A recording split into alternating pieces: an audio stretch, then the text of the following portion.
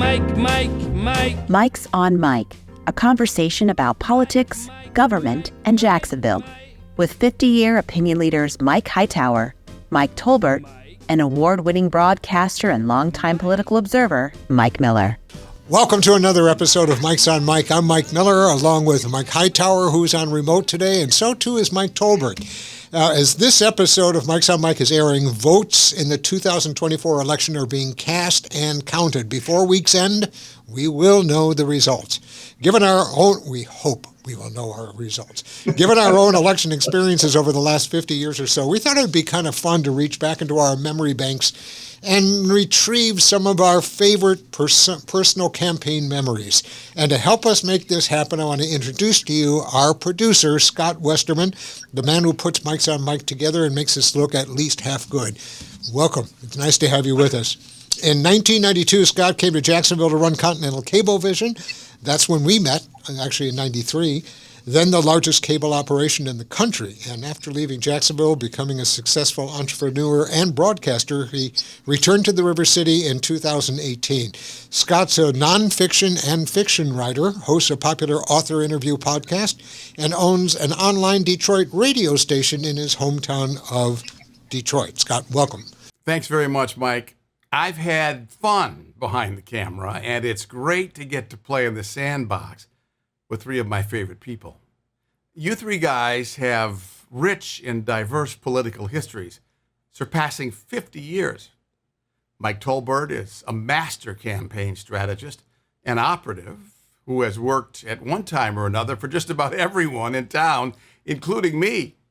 And our good friend Mike Hightower thought he was going to be a teacher, but ended up becoming a prolific fundraiser and a go-to guy for anyone considering campaigning for office. I've known Mike Miller for over 3 decades. So what we'll do is give each of them a chance to tell their own stories, and I think, especially in light of the most important election of our lifetime, a little distraction is in order.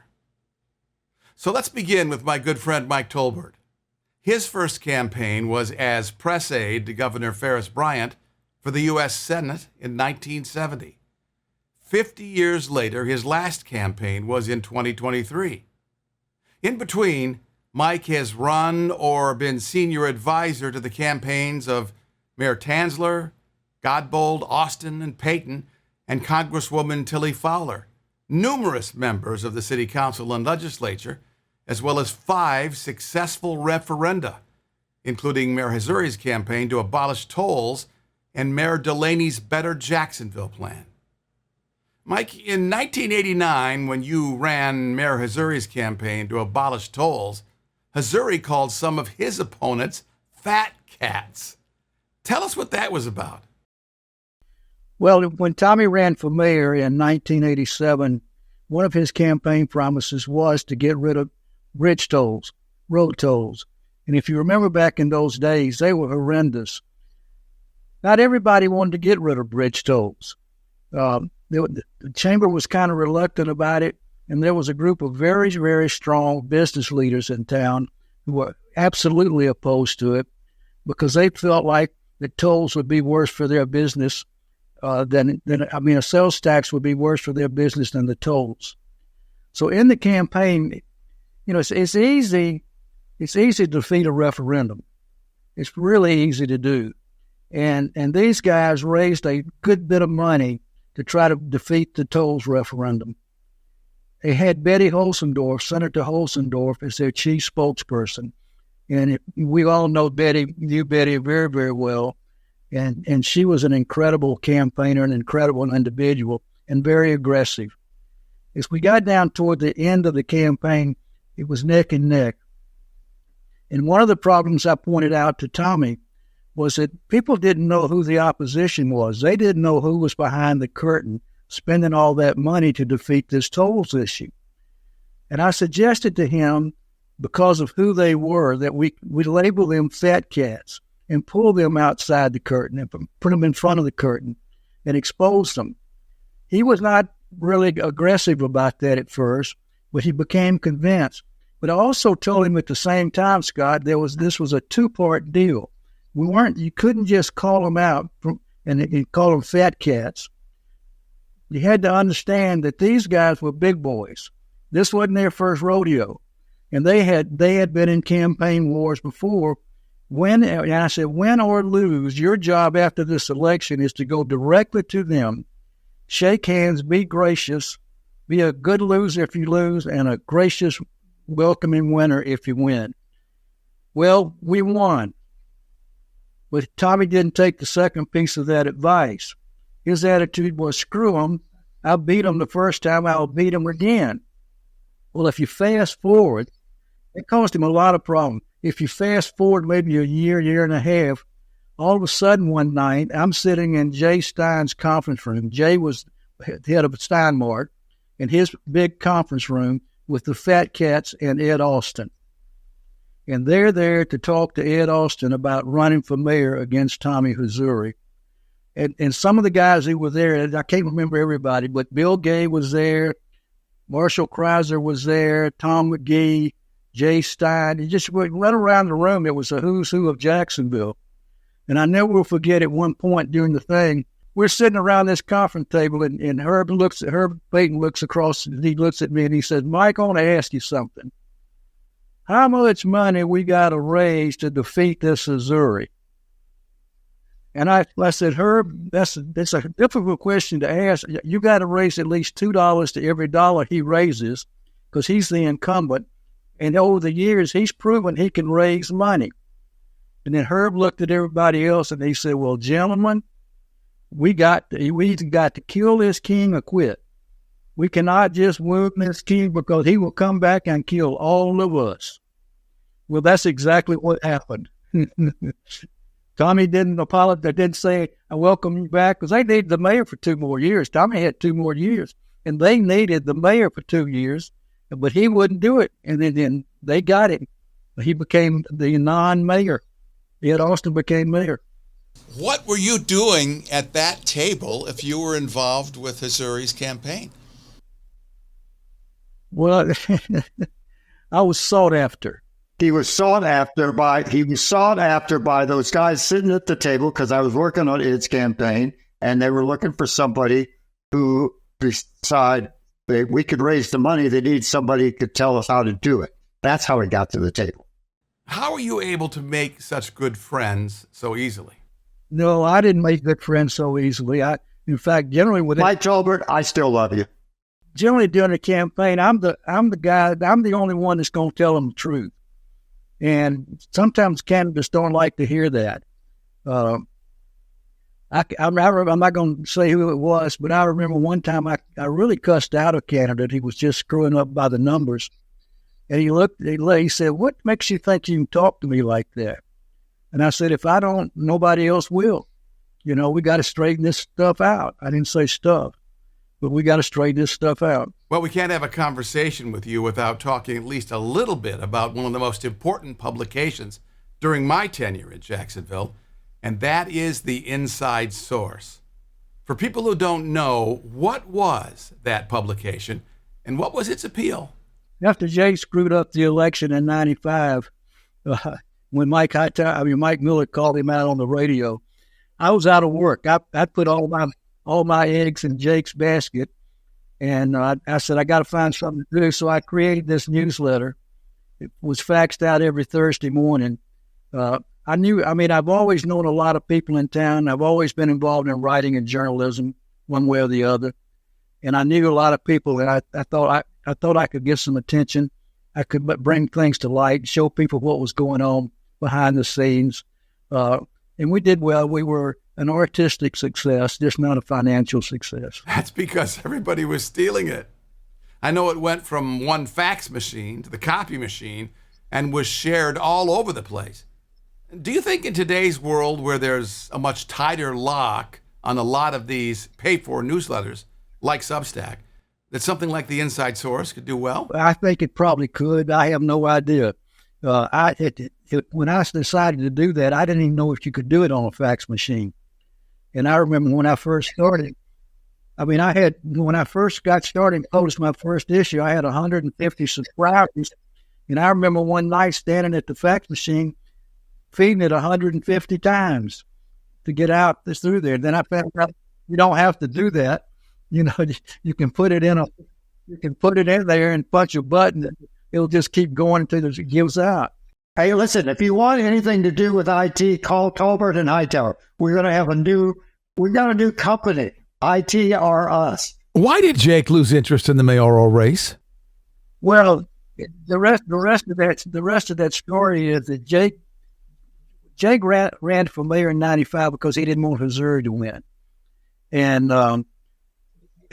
once Missouri was eliminated and it was Jake and Delaney left for the final election, Jake liked Delaney, and so he just pretty much shut down and didn't campaign.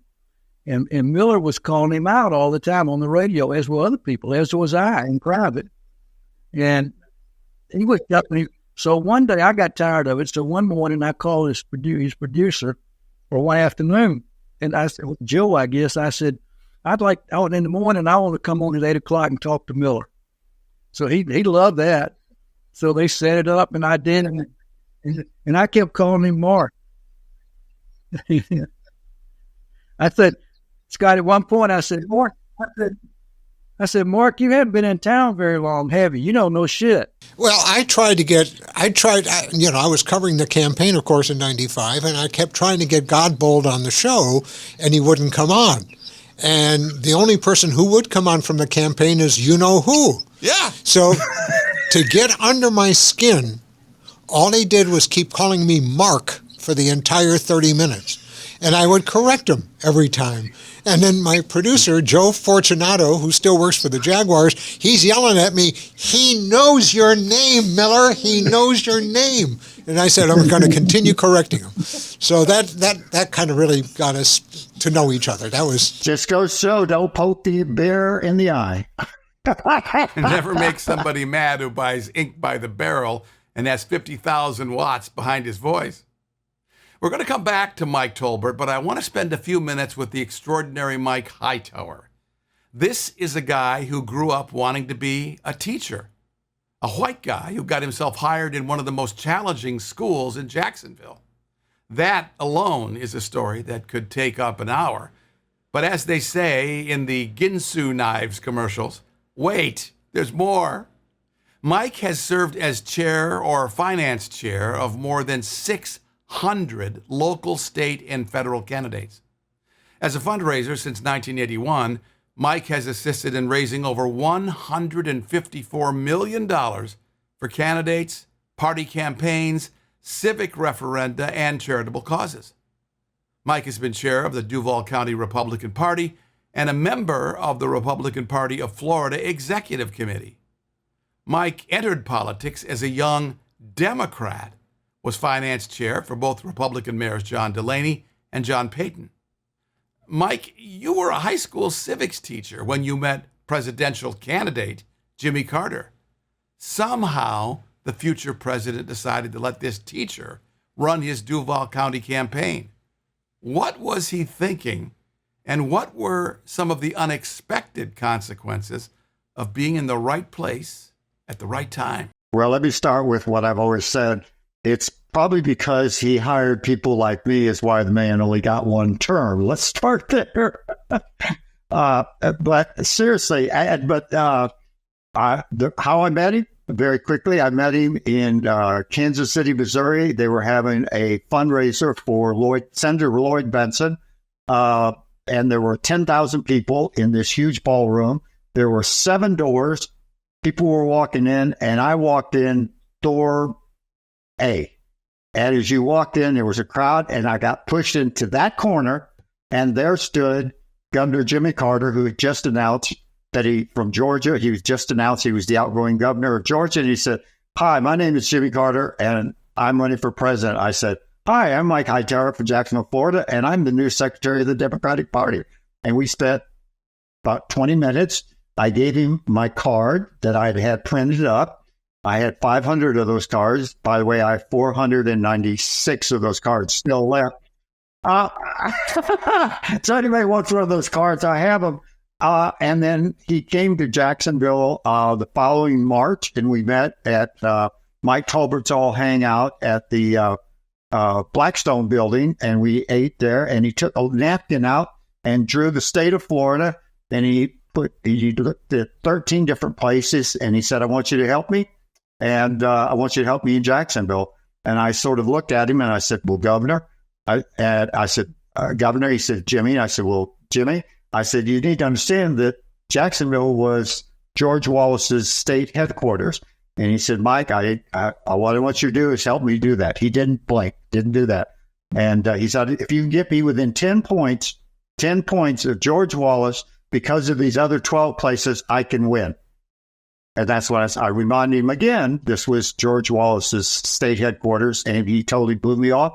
And as it turned out, when the votes came in for that primary, we only lost Duval County by 300 votes. Since they said the rest of that is history. And so then at 31, I went from being a school teacher to becoming state director of Farmers Home Administration, which was the equivalent of rural HUD in the state of Florida. And to give you a perspective that is spooky, is that 57 counties in Florida then were rural.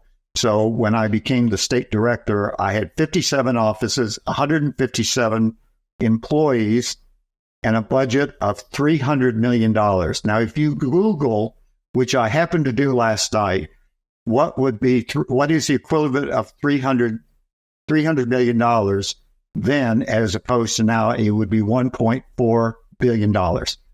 And here, the president had appointed a former school teacher head of this agency. And I think it was because what I didn't know, but there were people that helped me. The first person that was there and basically helped me was one of my biggest supporters and my advocates was the late Doyle Connor, who was the Commissioner of Agriculture.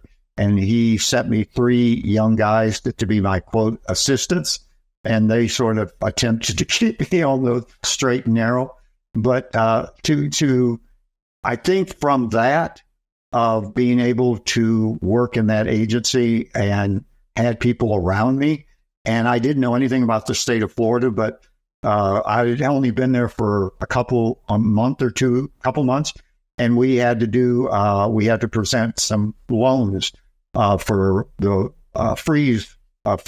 There has been a great freeze the year before. So we went out there and presented these checks, which the state director was at. And then all of a sudden, as a result of that, in our mail, we got these clippings that I was showing them delivering a check. And one of these young guys said, well, damn, I did say, damn, I did.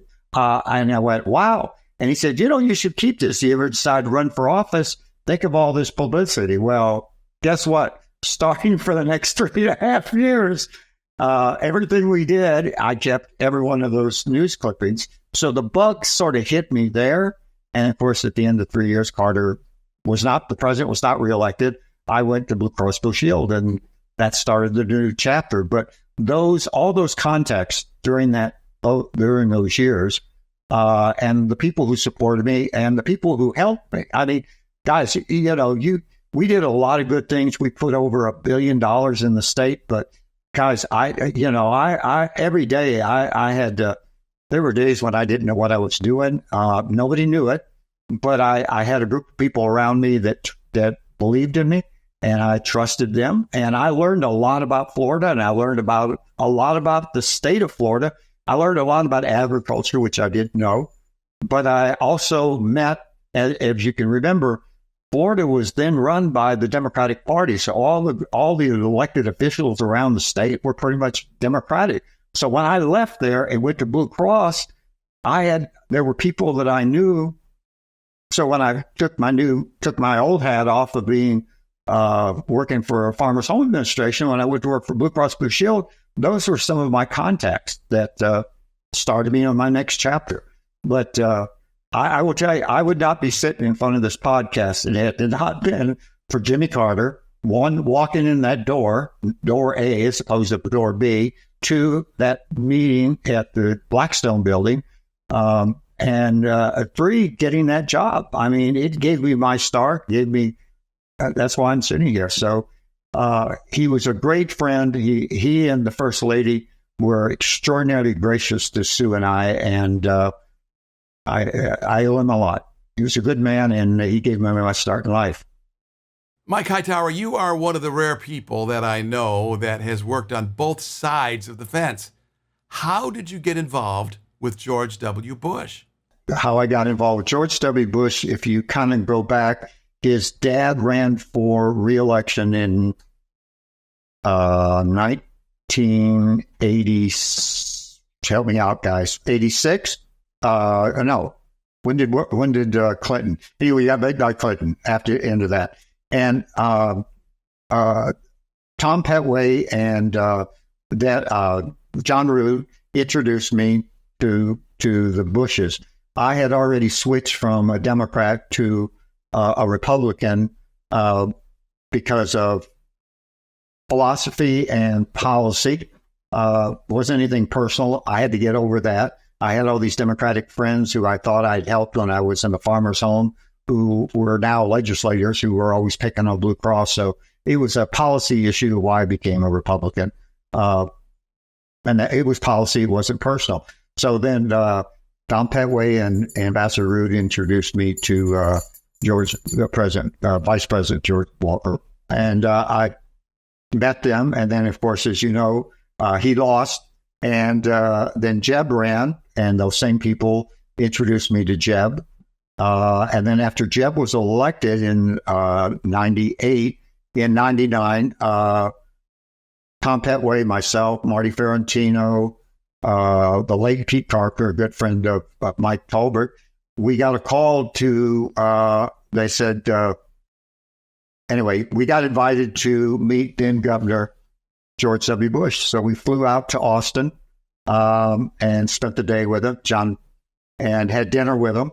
And before we went to dinner, John Rood and I John Rood made a comment about the boots that he was wearing. Long story short, between lunch or between the time we left his office and dinner, Rood and I went and got boots made or ordered boots so that we would be like George W. Bush. And then, as they said, the 2000 election, there's a picture of me when, if you all remember the election that went on for 37 days. And I just read today that the big issue in Pennsylvania is there's a concern about the overseas ballots, about those. Well, guess who was in charge of the military overseas ballots in 2000? Me. And I went, I resemble that remark. There's a picture of us on the Times Union when we were fighting with the Democratic lawyers about the overseas ballots, the military ballots. And then we won. And, from there, Charlie then started working, continued. I then became party chair and wore that hat while I was wearing the hat for Blue Cross Blue Shield, which was a dance I had to do. You can imagine. I want to go into more depth about your Blue Cross Blue Shield career, but I also want to talk to my good friend Mike Miller, who I first met in person when he moved his family about 5 houses down from us in Mandarin 32 yees ago. Most marriages don't last that long, Mike. Mine didn't. To be perfectly blank about it. Actually, mine went 35. So. Well, we'll count that. That's success. I was a fan of yours way before that. Mike's involvement in political campaigns was as a broadcaster and talk show host, where his job was to tell people about the candidates and anchor returns on election night. Mike's first election experience came in 1968 in Gary, Indiana, at the age of 21, when he reported results and interviewed local winners and losers. In 1976 at WDBO Radio in Orlando, he interviewed Governor and Mrs. Carter before the election, then anchored the returns election night. While broadcasting at WTIC in Hartford in 1980, Mike was sent to Detroit to cover the National Republican Convention and the Connecticut delegation, and so impressed ABC that they hired him as the morning show host at WXYZ, the O&O in Detroit, where this radio guy first heard him on the air. In 2000, during the Gore versus Bush campaign, with butterfly ballots and many election issues, Mike faced his biggest broadcast challenge, working for WJNO radio and WPTV television in West Palm Beach.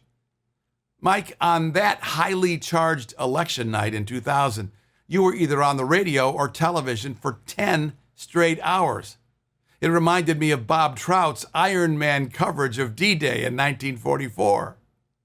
How did you manage that marathon, and what was the atmosphere like? Well, first of all, how did I handle that marathon is kind of interesting. Luckily, the radio station at the time and the TV station were right across the street from one another, so I'm huffing it back and forth. I mean, they would say, okay, Mike, you're taking a break. We're bringing somebody back in on radio, but they need you over at Channel 5. So then I'd run over to Channel 5. I'd make sure my makeup was right and all the rest of the kind of stuff was going on, and then I'd sit down with their anchors and be part of that analysis team, if you will. I'll tell you, it was the most exciting race I think anybody could almost ever handle. And for those of you who may not remember this, maybe you should, got to keep in mind that, and I've got this from here, after hanging chads and court fights, George W. Bush won the state of Florida, putting him over the top in the presidency. This state is the reason why George W. Bush won the presidency, and it was decided by 537 votes, though his electoral count was higher. He did very well electorally. But it was a lot of analysis. There were a lot of questions coming in because we were also taking calls. Being a talk show host, I can't work unless I've got a phone that's sitting next to me so that someone can reach into the show. So that's the problem with this thing. Exactly. I'd love to have a phone, even a fake one. I'll use it just, who's calling? Turn your radio down. We're on delay. My favorite words. But we knew while we were doing the election coverage that there were problems that were going on. They were being reported by the national networks who were, of course, we were picking up their feeds while we were doing our local feeds as well. So, like you said, I was there till at least 2 o'clock, 3 o'clock in the morning. I can't remember exactly what time we finally went off the air or somebody else came in to relieve me. But it was a great experience. That also led, by the way, when I left broadcasting here and went to work for Mayor Delaney. You may recall, and the two Mikes definitely will recall this, we had an election reform task force that Delaney put together back in 2002, as I remember it, because there were lost votes here in Palm Beach County. I say here, that's where we were at the time, but there were lost, and they were trying to find them. And also the tallying that was going on, at the headquarters. But it was a great experience. I loved doing election night coverage. You never knew what was going to happen. You never knew who would just drop into the studio and say, hi, I just happen to be here. Can I come on your show for 5 minutes? Yeah. And we did that, but it was good. But I did get a souvenir from it, and I brought it with me, and I know we're going to put up a tag, but this is what they gave a few of us. I'll leave it up here long enough for you to be able to read it. But this was given out to a number of us that were working. And you still have it. I mean, that's amazing. And I've never worn it. And it's an extra large, so I couldn't wear it. But the 2000 election was really terrific. And then, of course, many of you hopefully will remember the movie called Recount in 2008. We had a big going to the movie party for that because all of it was focused on Palm Beach County. Why didn't they put you in? You should have been in the show. They really didn't. I don't believe that they had any real characters in that. I think they had actors for everybody. How did you get involved in Jacksonville city government? Well, keep in mind now, I moved up here from the Palm Beaches. And certainly back in the 90s, Dade, Broward, and Palm Beach counties were all big D counties, huge D counties. So here I come to Jacksonville, where obviously this county should be probably painted red because of the political leanings that we had here. And that was a lot because all of my contacts had been more Democrat than Republican since I was down there. Most of the discussion we had leaned towards the Democratic Party. One thing I found out after doing talk radio for 35 years, ladies and gentlemen, your audience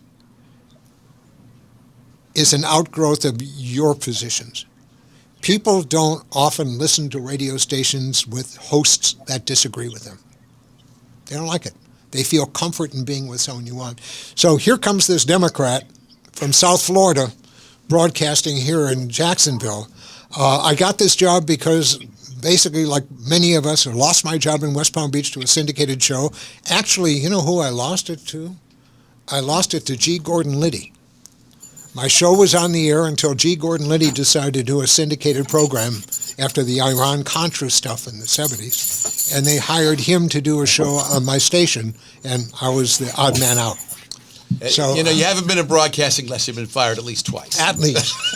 And nothing made me feel happier when the late Rush Limbaugh was talking on the air when he first started, talking about how he had gotten fired from Kansas City, he had gotten fired from California, he had been fired from everywhere. And I said, I'm in good company. And that was back when he was Jeff Christie and was a top 40 screaming DJ. And that's how, and a screaming liberal.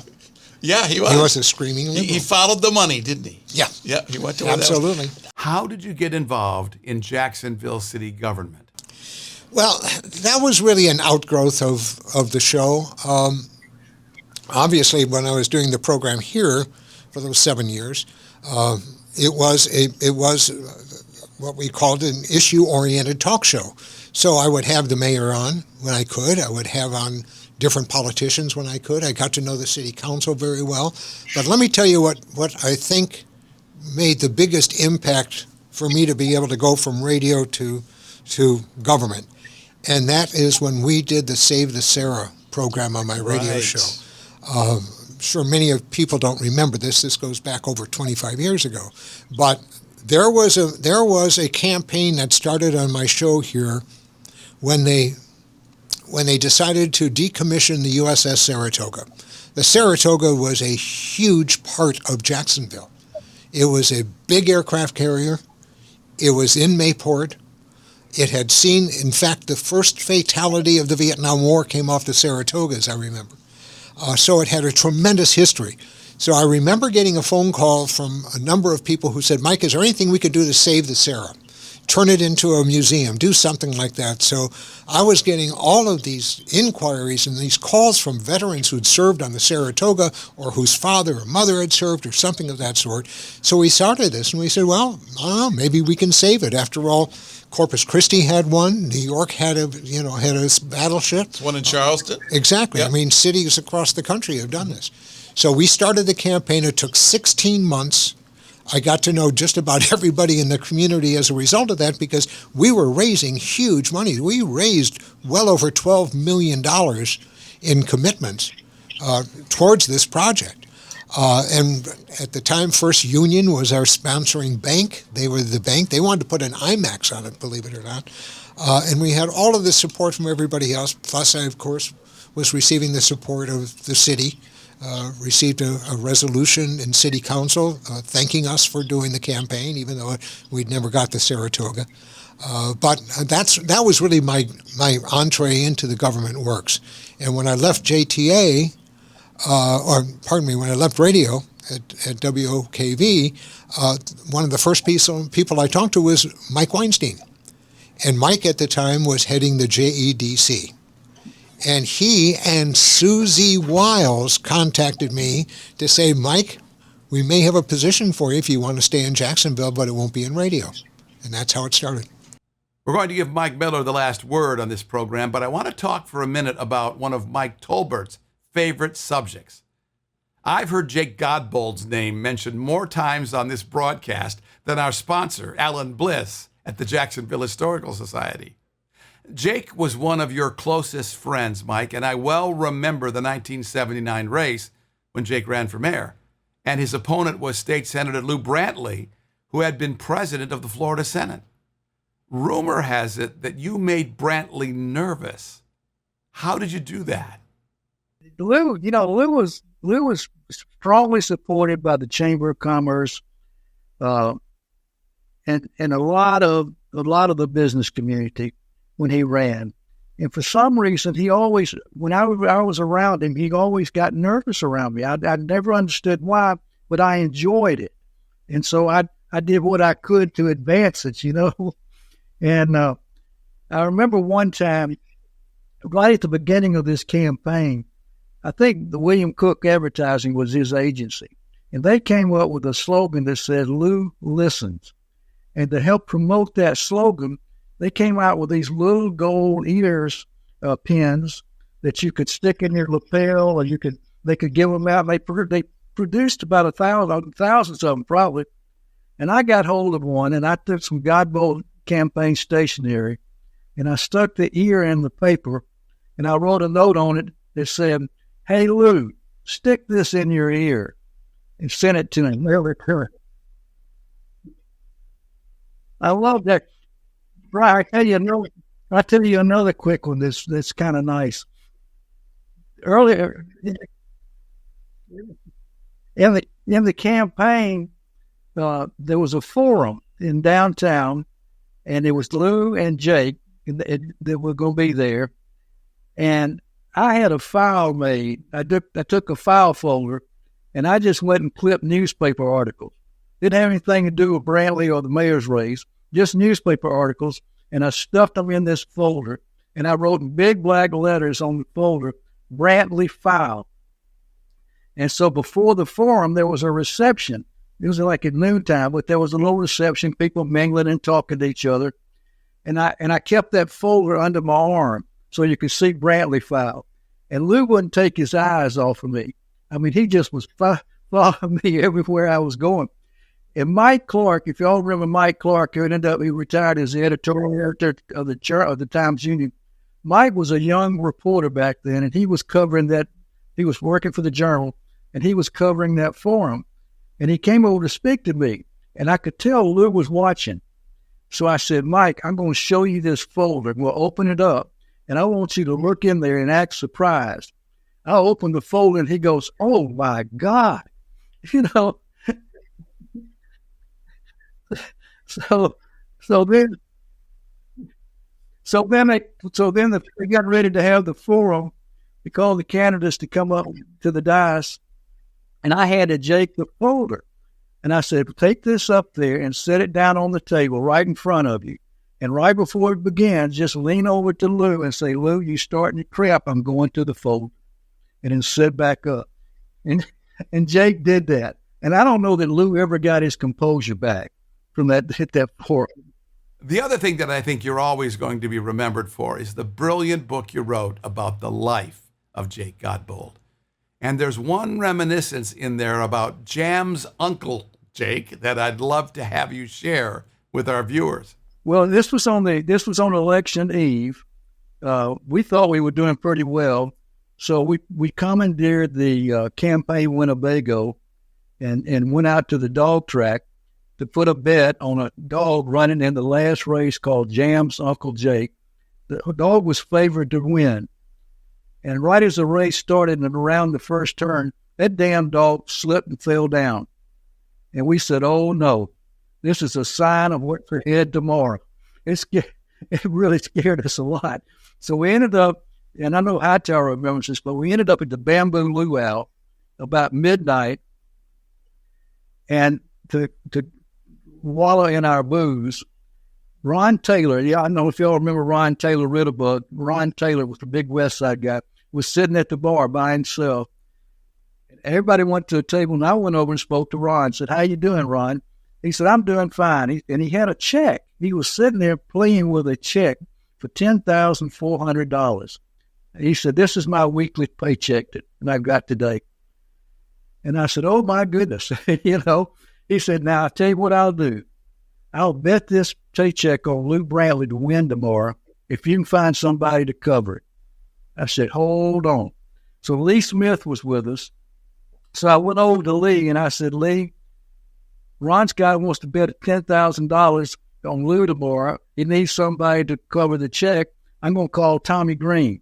So I called Tommy Green at home, woke him up, I think. Tommy said, "Sure, I'll take it. I'll cover it. I'd love to."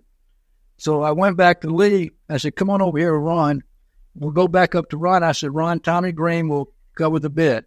I said, "But I think somebody needs to hold the check until the race is over." He said, "I agree." I said, "How about Lee? Let Lee hold it." He said, "Sure, that's good." So we drove off into Winnebago after that with a $10,400 check. We had it whether we won or lost. I must tell you, ladies and gentlemen, we're running way over on this show, but I don't want to let it end before I talk with Mike Hightower a little bit about the switch to Florida Blue. I know from firsthand experience how hard it can be to separate my political beliefs from the business objectives of my employer. Mike, you were a high-level executive at Blue and considered to be the best lobbyist in the state. As such, you represented Florida Blue and its customers, who are Democrats and Republicans. How did you balance your political involvement and fundraising success?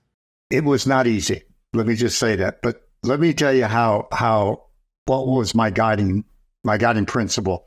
When I got the job, when I was hired by the late Bill Flaherty, and just real quick, Bill Flaherty had just come in to take over Blue Cross Blue Shield, and he hired me, and he interviewed me, and I had just given my resume from Farmers Home Administration, and so he was intrigued by it, so we had this conversation. He said, "What would be one of the shortcomings?" And I said, "Bill, I don't know anything about insurance," and he stopped me right there, and he says, "I don't know anything about Florida politics.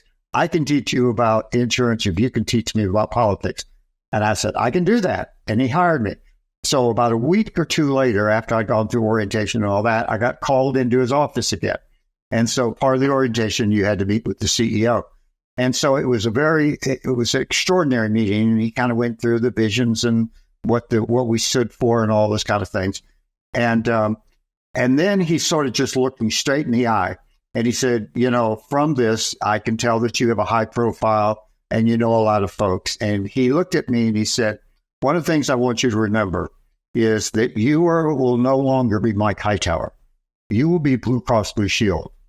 That security officer that sits downstairs and the lady that processes our claims, or the person who sends in their money for their policy, that's who you represent.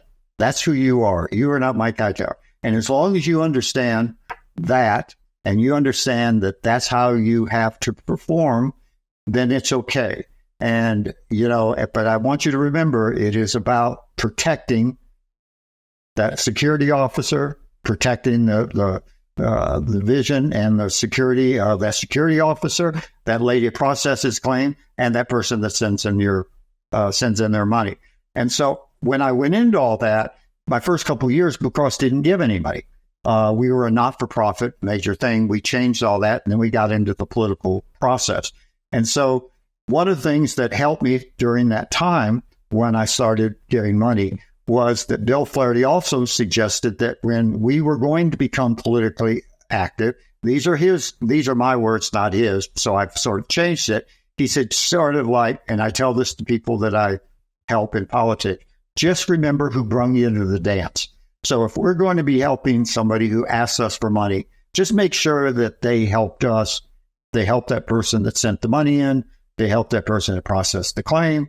That's what it is. As long as you can say or justify to me, and I can justify to the board, who we're giving money to and how we are being politically active or why we're being politically active. But just remember, those are the parameters. And so that's how I sort of started. And then the man who sort of became my mentor in Tallahassee, I shared that story with him because Bill had hired him before I got there to help him out. And he gave me the other piece of advice was, when in doubt, don't. And so during those 35 years, I attempted to stay within those parameters. I would be way off base if I told you I never strayed. There were days probably when I got caught up in the moment or the campaign or my own legend in my own mind that I probably veered too far. And I had to go back and meet with my boss and explain what I was doing and why I was doing. But that was sort of my guiding light. But you have to remember sort of when the state of Florida or the legislature and the governor's office changed to become a Republican, they were much more sympathetic to less government, less regulation. So it was a lot easier to help those folks during that time. And then that sort of helped. Now, the other part that goes back to the amount of money that you made, that I raised, that did not come out of my pocket. That came out of other folks' pocket. And there was a group of men here in this town that helped me and became my mentors. And they were the people that sort of helped me get started. And one of the rules, and Mike Tolbert will tell you this, and because of what he learned in politics, if you were going to ask people for money, they had to make sure that you had some skin in the game and that you were going to put something. And there were times when I would go out there and ask for money. The question, if they weren't blunt about it, they led up to saying, well, how much is Blue Cross going to put into the game if you're asking me for money? And so that was one of those things is you had to lead by example. And that was the one thing that Blue Cross supported that, whether it was in politics or if it was charitable or in referendums. And a lot of those referendums I worked with, Mike Tolbert was our consultant. And, you know, in spite of some of the stories that he told about, I'm not going to cross him, but he's damn good at what he does, I can tell you. So it was real easy to say, I'm going to be with Tolbert. I don't want Tolbert working against me, so let's help Tolbert or his candidate. But seriously, there were men that helped me. And I have to just tell you, and Mike Tolbert will run. The first check I ever got other than Blue Cross to help a candidate, it was Herb Payton. And everybody knows that Herb still has the first dollar he ever had. He was, is and was type of, and I can remember meeting him real quick. I can tell the story. I was at a fundraiser at Orange Park, and I was talking to a group of guys trying to figure out how I asked for money. And I stepped all over myself. I wasn't pretty about it at all. Not much better now. But anyway, so at this, Herb basically kind of interrupted and he said, what do you know about that guy? And I said, well, X, Y, and Z. And he said, well, are you going to help him? And I said, yeah. And he said, well, come to me tomorrow. And he turned around and walked off. Well, there was a group of young guys like myself, and we were all like, holy crap, Hightower, you're going to go see Herb Payton. What are you going to do? And I went, well, I'm going to go see him like it was. So anyway, I went to see Herb Payton, and that was my first non-Blue Cross check that I ever got. It was for $500. He made me work for it, made me sweat for it. And he just kept, and he looked me, and Tolbert will remember this because he's worked with her. He looked me dead in the eye and he said, is that guy going to win? And I went, I think so. And he said, you think? And I went, yes, sir. We're going to work hard to do it. And so he gave me the check. I walked out there. I was drenched in sweat. Drenched in sweat. So all you people who know, Herb Payton, that was the hardest $500 I've ever worked for. Having said that, there were a group of guys, and I just got to say it, with all the stuff that you all nice things, there were a group of guys, Tom Petway, Dwayne Ottenstrauer, John Rood, Marty Ferrantino, the late Pete Carpenter, who was a great friend of Mike Tolbert, the late Walter McCrae, James Dimitri, Ed Nimnick, the late Tom Bush, when I was either asking for money for a fundraiser or those 4 years when I was Republican Party. Nobody gets there on their own. And Blue Cross was very generous. I sometimes I don't think they realized how generous they were. And hopefully the term limits has run out, so they won't check those books anymore. But I think that it was always a team effort. And Tolbert will tell you that, and Mike Miller. Our success is whatever it is. It's never about me. It's about us or a we. And all the three of us, I can just say whether it was, I've been very blessed. I worked my butt off, but there were people along me that trusted me, gave me a long leash, but would jerk it back. And even now, which we all know Tolbert does to me every other week on the show, he jerks me back on my leash. But anyway, that's what it was. It was an extraordinary career at Blue Cross Blue Shield. We did a lot of good things. We helped a lot of people. I think they got their nickels worth out of me, and I tried to represent them respectfully, and I tried to respect them in a way. And our policy of it was money. It was a great gig for 35 years, and I don't look back with any regrets. Really don't. So thanks for asking about it. Appreciate it. This has been a wonderful experience for me. And I'm going to turn it back over to our ringmaster, Mike Miller. And as I do, Let's go back to 1976 in Orlando at WDBO when you were interviewing Jimmy Carter. Tell us how that singular conversation became the stuff of legend. I had gotten a phone call from the Democratic Party of Orange County, Florida. And they said, listen, we would like to have Rosalynn Carter on your show because, as you know, the governor's running for president. This is before the primary now. And I said, well, that's nice. Can you guarantee me that at some point I'll get the governor on? And they said, yes, we'll make that. I said, fine, then bring on Rosalynn. We'll be happy to do it. And I had a wonderful time, made very good friends with her. We corresponded back and forth. I mean, she was just a delight. God bless her soul. She was just a terrific lady. And then that led to, of course, Jimmy Carter coming on. Well, by that time, we were just getting into the New Hampshire primary. And the entire network crowd was following him at that time, and they all poured into the radio station. Now, at WDBO, and I have no idea what their studios look like today compared to what they were like in 76, but we had a big studio, even had a piano in it, which was great because we had Steve Allen on once, and he played piano for a half hour. But all of the studio looked out into the lobby with the open door. Well, you looked out. As Carter and I began talking, we first went to a side room to talk, and then we went into the studio, and there was Sam Donaldson and all of these other network guys, and they were all bitching that they couldn't get into the studio so they could actually put a mic on Carter. And we said, no, we can't do that, and Secret Service didn't want them in there. They wanted this protection there. So anyhow, we got settled down, we got ready, the intro came on, and by the way, the intro to my show was done by Walter Cronkite. And now it's Miller time. And that's how he introduced my show. I would have had Mickey Spillane do it. It would have been fun. But anyhow, I opened the show. Now you got to understand something. I'm nervous as hell.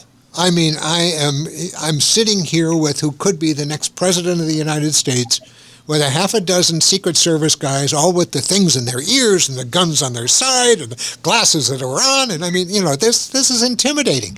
And then, of course, the entire station shows up because they want to see Jimmy Carter. So I'm nervous. I walk in. I'm playing cocky because, it's my show.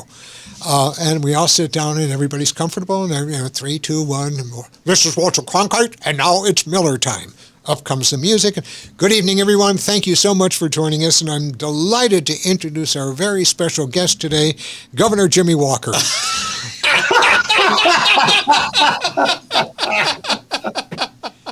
And this little voice comes over the microphone and says, "That's Carter." And I said, "Yeah, so what? Why?" He said, you said Walker. Oh my I said, God. "No, I didn't." He said, "No, you did. You said Jimmy Walker. I'm Jimmy Carter." Let's start again. Well, good evening, ladies and gentlemen. And that's how. And that was the first of, 3 or 4 interviews that he and I had done together in different markets. I got to talk to him in Detroit. I got to talk to him in Hartford. We just had a great relationship. People got to remember that back then there was Jimmy J.J. Walker was a very popular actor in the #1 comedy on television. Exactly. Easy mistake to make. No, Jimmy Walker was mayor of New York. Well, that's another Jimmy Walker. That's another. This was J.J. Walker, the one from Good Times. I think it was Walker, Good Times, right? He was the one that said, what was his line? What's happening? Or Dynamite. Dynamite. Yeah. Dynamite. Thank you, Mike. This has been great. Listen, before we wrap up today's broadcast, Mike Hightower, Scott, and I had the pleasure of attending Leadership Jacksonville's Lifetime Achievement Award luncheon honoring Judge Audrey Moran, a great friend of all of ours. The standing room only crowd burst into sustained standing ovation when she was introduced to make her remarks, and we wanted to share those remarks with you. So, ladies and gentlemen, meet Judge Audrey Moran.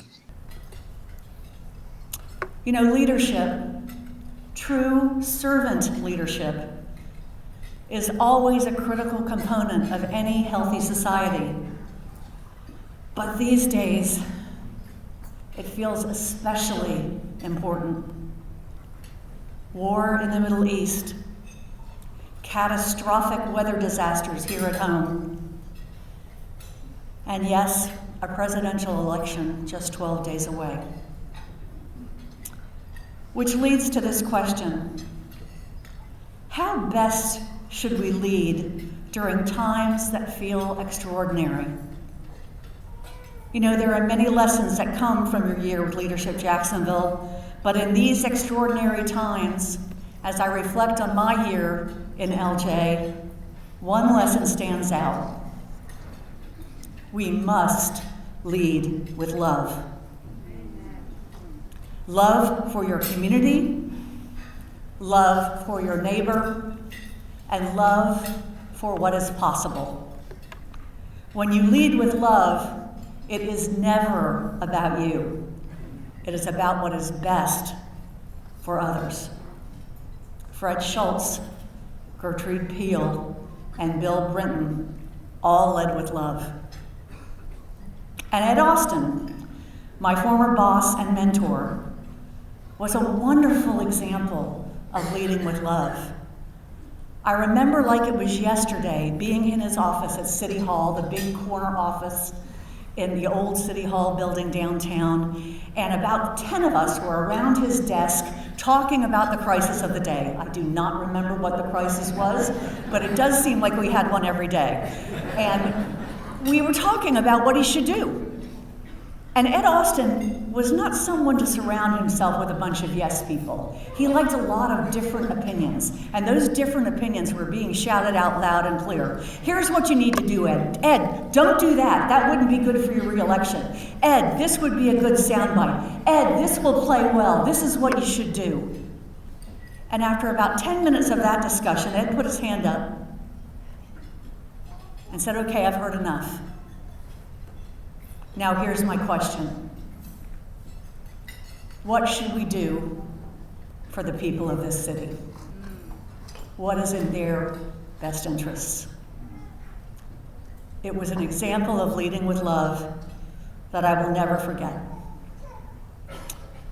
Lately, I find myself thinking a lot about love. I am so blessed to be surrounded by the love of my family and phenomenal friends like each of you every single day. So when you leave here today, go out and lead with love. Oh, and don't forget to vote. It's going to be another wrap for another edition of Mike's on Mike. Thank you all very, very much for joining us. Hope you've enjoyed the memories that we brought up on the program. It was fun for us to do it, and we hope you enjoyed it as well. Next week, I want to make sure you understand, we normally tape on Tuesdays, and they go up the following Monday. Well, next week, because Tuesday is November the 5th, Election Day, we're actually going to record the broadcast on the 6th. November 6th. And our special guest for that program is going to again be Dr. Michael Binder from the University of North Florida, from the Public Opinion Research Lab. We're going to compare what his vote tallies had been in the polling preceding the election, and then what the results will be afterwards. So that should be very, very good. Again, our thanks to Alan Bliss and the folks at the History Center and our wonderful, wonderful sponsors who have donated to keep the lights on and the cameras rolling. And to our producer, Scott Westerman, thank you so much for being ringmaster this week. We enjoyed it all very much. Thank you, Scott. My pleasure. Thank you, Scott. All right, catch us on your favorite podcast platform, and we'll see you soon. Bye-bye. Mike's on Mike with Mike Tolbert, Mike Hightower, and Mike Miller can be found on your favorite podcasting platform, Facebook, and YouTube. Visit the website at mikesonmike.com. Join us next time for more conversation with Mike's on Mike.